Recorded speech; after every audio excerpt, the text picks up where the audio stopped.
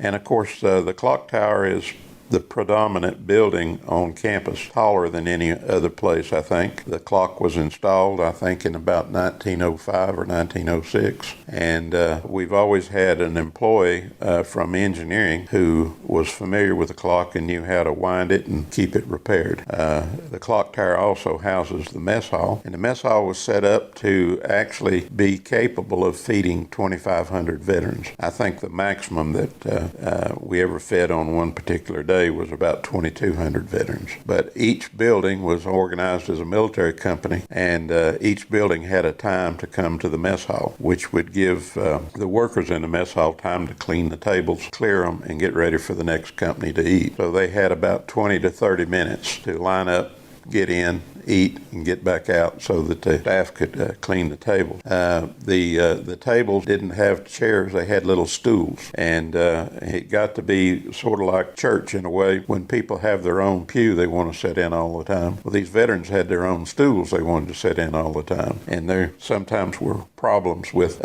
new veterans coming in and sitting on the wrong stool. Well, the soldiers' home originally had well over 200 acres, and they had a big garden that the veterans from the Dom operated. So they grew a lot of their own vegetables to use in the mess hall. We also had over 200 head of Jersey cattle, and the veterans tended the cattle and milked them, and they provided milk and made their own milk and butter here for the mess hall. The meals were pretty much like the agrarian society of America was at that time, in that it was a pretty hearty breakfast of meat and potatoes and things of that, bread, and lunch was heavy on meat and potatoes, and supper was extremely light. They have maybe just a bread and a few vegetables, and I think there were pickles and things like that, but you went to bed on a light supper, but you worked during the day, so you had a heavy breakfast and lunch. Well, we had a good budget for food, and